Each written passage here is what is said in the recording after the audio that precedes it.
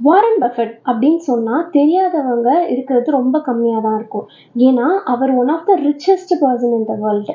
அவரோட நெட்வொர்க் பார்த்தோம்னா, $146 billion network மட்டும். அது மட்டும் இல்லாம, அவர் வந்து வெல் நோன் இன்வெஸ்டர் அப்படின்றது. இந்த வேர்ல்ட்லயே வந்து சக்சஸ்ஃபுல்லான இன்வெஸ்டர்ல அவர் ஒருத்தர். அவரோட சக்சஸ் ஸ்டோரிய ஃபுல்லா தெரிஞ்சுக்கணுமா, வீடியோ ஸ்கிப் பண்ணாம ஃபுல்லா பாருங்க. வாரன் பஃபெட் அவர் வந்து ரொம்ப ஏர்லி ஏஜ்லேயே வந்து பிஸ்னஸ் அண்ட் இன்வெஸ்டிங்கில் வந்து ரொம்ப இன்ட்ரெஸ்ட் எடுக்க ஆரம்பிச்சாரு. எவ்வளோ ஏர்லி ஏஜ்னா 7 வயசில் அவர் வந்து ஒரு பப்ளிக் லைப்ரரியில் பாரோ பண்ண ஒரு புக்கு, அந்த புக்கை படித்து ரொம்ப இன்ட்ரெஸ்ட் ஆகிட்டாரு இதுலெல்லாம். அவருக்கு 12 வயசு இருக்கும் போது அவருக்கு கிடைச்ச புக்ஸ், பிஸ்னஸ் அண்ட் இன்வெஸ்டிங்னு அவரோட ஏஜுக்கு அவருக்கு கிடைச்ச புக்ஸ் எல்லாத்தையுமே படிச்சிட்டாரு. சின்ன வயசுலேருந்தே வந்து எப்படி மணி மேக் பண்ணுறது, எப்படிலாம் வந்து ஏர்ன் பண்ணலாம், எப்படி வந்து அதை டபுள் பண்ணலாம், இப்படின்றது தான் அவரோட மைண்ட் செட்டாகவே இருந்துச்சு. ஸோ அவர் சின்ன வயசுலேயே வந்து இந்த நியூஸ் பேப்பர் போடுறது, ஸ்டாம்ப்ஸ் கலெக்ட் பண்ணுறது, சோடா கோக் கேன்ஸ்லாம் வந்து எடுத்து இது பண்ணுறது, அந்த மாதிரி அவர் பண்ணாத வேலைங்களே இல்லை.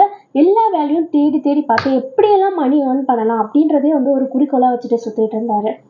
இங்கே எல்லாமே மட்டும் வேலை செஞ்சது இல்லாமல் அவங்க கிராண்ட்மாவோட க்ரோசரி ஷாப்பில் ஒர்க் பண்ணிட்டு இருந்தார். அங்கே வந்து பின்பால் மெஷினில் விளையாடுவாராம். ஸோ அதுலேருந்து அவர் சேர்த்து வச்ச மணி எடுத்து ஒரு $25 இருக்கும்.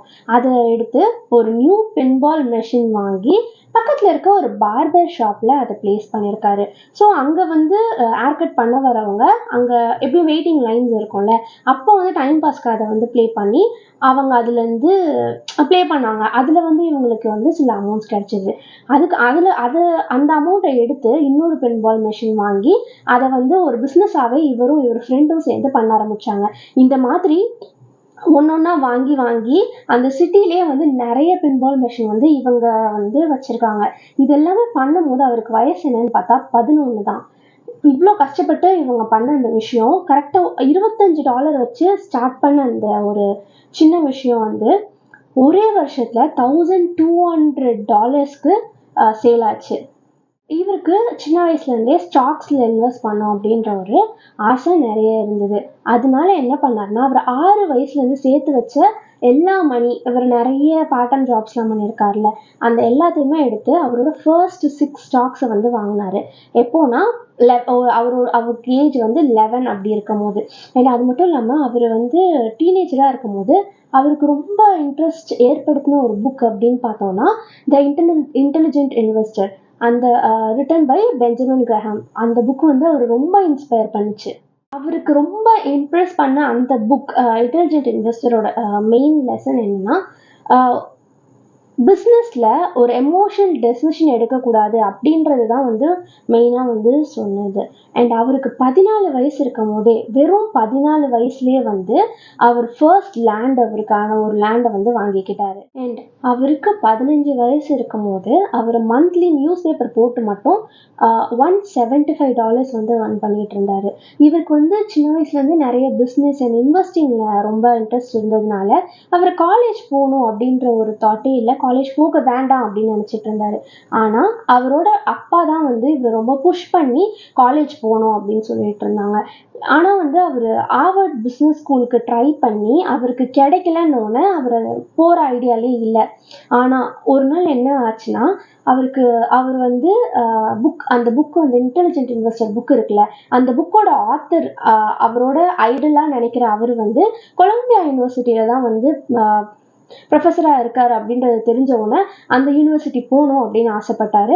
அண்ட் அட் லாஸ்ட் வந்து அந்த யூனிவர்சிட்டியும் ஜாயினும் பண்ணிட்டாரு.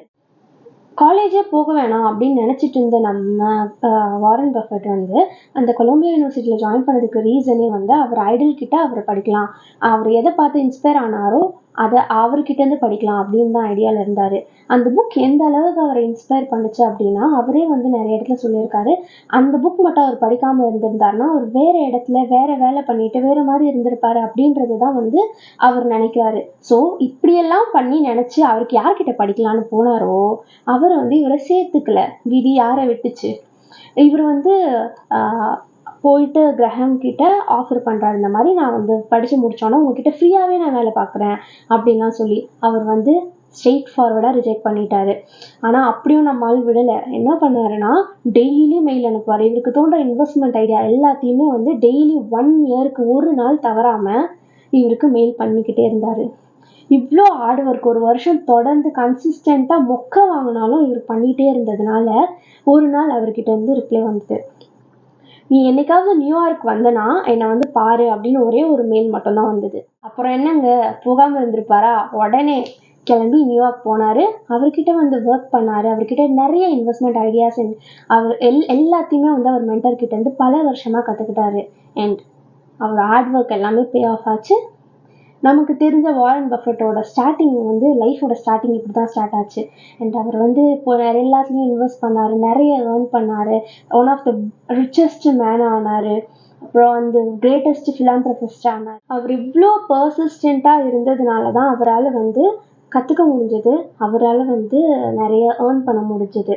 அண்ட் நம்மளும் வந்து இதே மாதிரி ஒரு விஷயத்த நினச்சோம் அப்படின்னா அதை நோக்கி எவ்வளோ பர்சிஸ்டண்ட்டாக கன்சிஸ்டண்ட்டாக நம்ம அதுக்காக ஒர்க் பண்ணுறோமோ கண்டிப்பாக நம்மளாலே அச்சீவ் பண்ண முடியும். அவர் வந்து இன்வெஸ்டிங்லேயும் பிஸ்னஸ்லேயும் காமிச்சதை நமக்கு ஒரு ஐடியா இருக்கும்ல, நமக்கு ஒரு இது இருக்கும்ல, அதில் நம்ம அதை ஃபுல்லாக கான்சென்ட்ரேட் பண்ணி கன்சிஸ்டண்ட்டாக ஒர்க் பண்ணோன்னா we can also do it.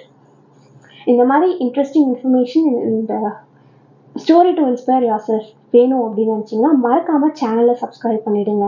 And வேறு ஒரு இன்ட்ரெஸ்டிங் ஸ்டோரியோட நான் உங்களை பார்க்குறேன். பாய்.